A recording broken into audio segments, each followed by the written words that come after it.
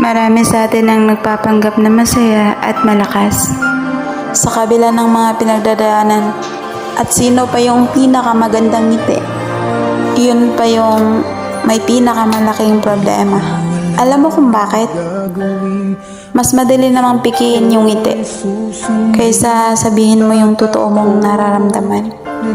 Kasi natatakot ka na baka hindi ka nila maintindihan. Kahirap sabihin na minamahal kita, sinta. Ngayong nakikita mayroon ka ng iba.